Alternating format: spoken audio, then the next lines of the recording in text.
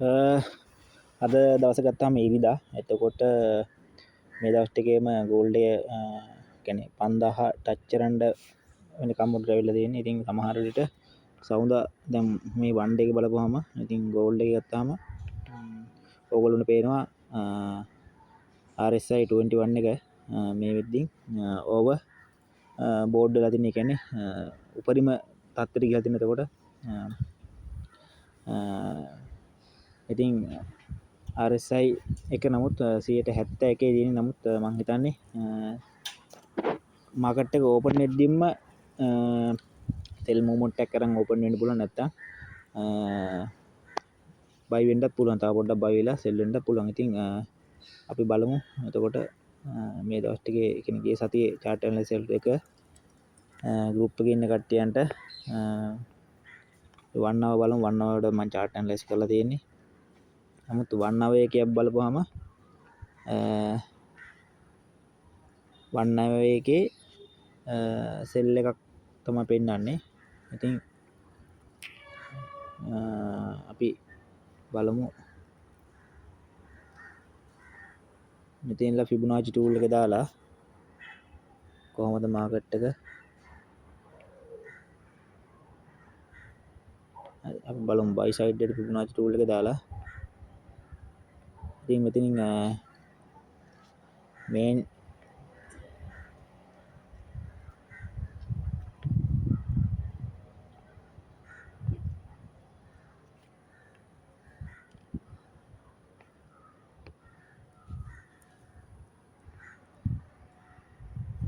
මෙතන ෆිබොනාචි ටූල් එක දාලා මාකට් එක කොච්චර දුර බයි සමහරට විට මාකට් එක රීපේස් වෙන්න පුළුවන්.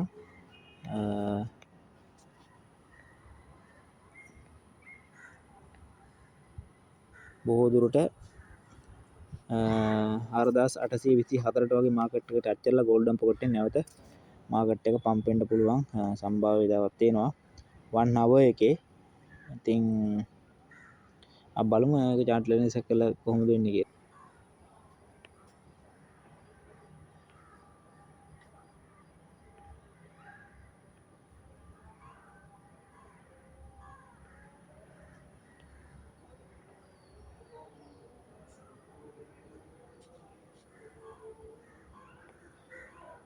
මම හිතන්නේ ඉතින් මාකට් එක මෙන්න මෙතන ලෝන් කැනල් එකක් ගහලා දෙන සමහරට මෙතන ගෝල්ඩන් පොකට් එකේ වැදිලා කියන ඕපන් එකෙන්ම ගෝල්ඩ් මේ හැරි ලිමිට් ඔර්ඩර් දාලා තියාගත්තොත් සමහරට මෙන්න මෙහෙම මාකට් එක රීපේස් වෙලා අප් වෙන්න පුළුවන් මොමන්ට් එකක් තියෙනවා හෙට දවසේ. මට හිතෙන්නේ එතකොට 5600ට වගේ මාකට් එක අප් වෙලා ඩවුන් වෙන්නත් පුළුවන්. දැන් තියෙන පැටර්න් එක ඊළඟට ගත්තොත් මාකට් එක මේ වෙන්නත් පුළුවන්.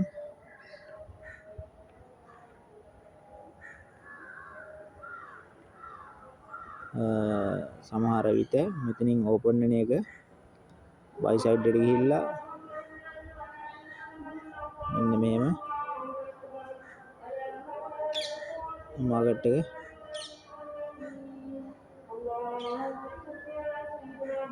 මේ බෙස්ට් එක ඩවුන් එකක් දාන්නත්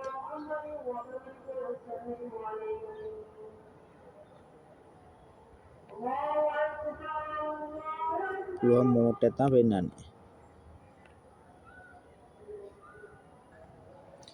ඉතින් ට්‍රේඩ් එකට එන්ටර් වෙන කට්ටියන්ට මම ටාගට් එකක් දුන්නොත් සෙල් මොමන්ට් එකක් ගන්න ඕන කට්ටිය ඒ කියන්නේ සෙල් එකක් ගන්නවා නම් ෂෝට් ලෙවරේජ් එකකින් බැලුවොත් ලිමිට් ඕඩර් එකක් දාගන්න ඕන. උදේ පාන්දරම දාගන්න පුළුවන් නම් ඔකටට පුළුවන් වෙයි බොහෝ දුරට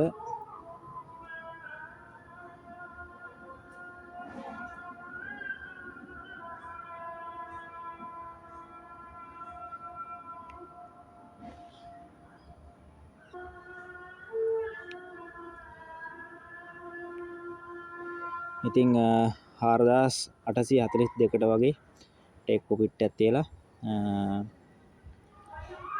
මෙතනින් මං හිතනවා 5,987 දින මාකට් එක ඕකට්ටිය පිප් තියාගන්න පිප් වලින් බැලුවොත්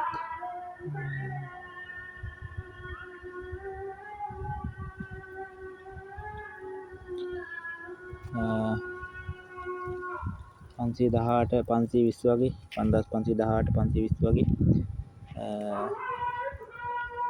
තියාගෙන ට්‍රේඩ් එකක් දාගත්තොත් හොඳයි කියලා මම හිතනවා. ඉතින් බලන්න මේක තමයි මගේ හිත ඇනලයිස් එක. බලමු මොකද වෙන්නේ කියලා හෙට දවසේ.